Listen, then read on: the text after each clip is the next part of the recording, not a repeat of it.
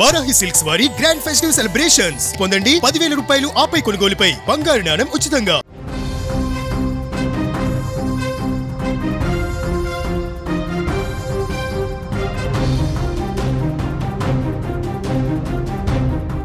దేశవ్యాప్తంగా చలి తీవ్రత కొనసాగుతుంది. దీనికి తోడు దట్టమైనటువంటి పొగమంచు కమ్మేస్తోంది. దీంతో రోడ్డు ప్రమాదాలు జరుగుతున్నాయి.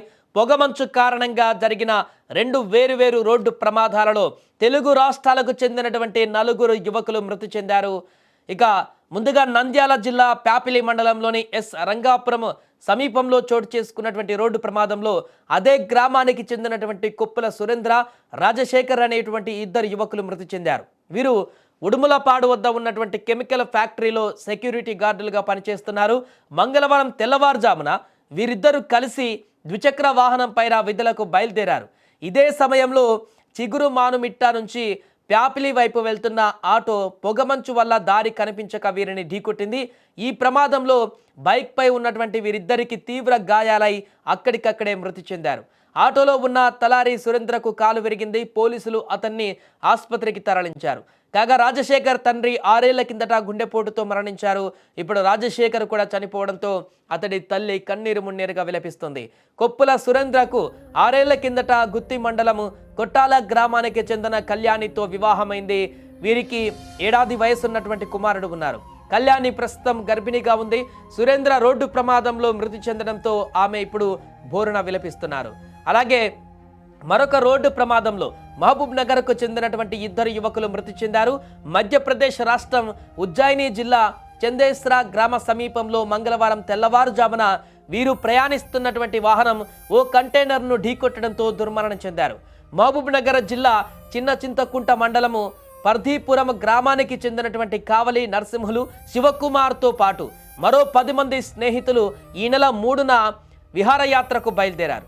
కర్ణాటకకు చెందినటువంటి డ్రైవర్ జగన్నాథ్ ఓ వాహనం అద్దెకు తీసుకున్నారు. మొదట మహారాష్ట్రలో తుల్జా భవానీ మాతను దర్శించుకొని అక్కడి నుంచి మధ్యప్రదేశ్ బయలుదేరారు. మంగళవారం ఉజ్జయిని మహాకాళేశ్వర్ ఆలయానికి 8 కిలోమీటర్ల దూరంలో ఉండగా రోడ్డుపై దట్టమైనటువంటి పొగమంచు అలుముకుంది. ఈ క్రమంలో ముందు వెళ్తున్నటువంటి కంటైనర్ను ఢీకొట్టారు. నర్సింహులు, జగన్నాథ్ అక్కడికక్కడే మరణించారు. శివకుమార్ను ఇందోర్ ఆసుపత్రికి తరలించగా చికిత్స పొందుతూ మరణించారు. ఇలా వేరువేరు ప్రమాదాలలో వీరు చనిపోవడం పట్ల ఒక్కసారిగా ఇప్పుడు చలి తీవ్రత, పొగమంచు కారణంగా ఏర్పడుతున్నటువంటి ప్రమాదాలు మరలా వెలుగులోకి వచ్చాయి.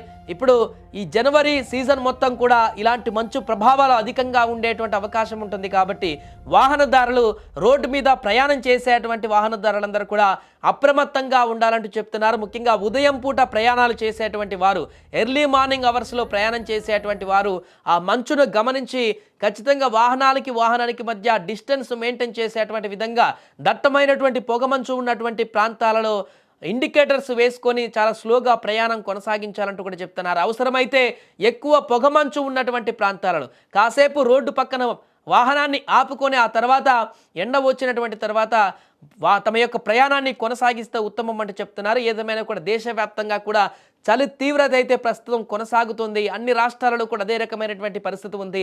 ఇక్కడ హైదరాబాద్, తెలుగు రాష్ట్రాలలో కూడా చలి తీవ్రత కొనసాగడంతో పాటు పొగమంచు కూడా ఉదయం వేళలో అదే రకమైనటువంటి ప్రభావాన్ని చూపిస్తుంది. కాబట్టి వాహనదారులు మాత్రం చాలా జాగ్రత్తగా ఉండాలని చెప్తున్నారు.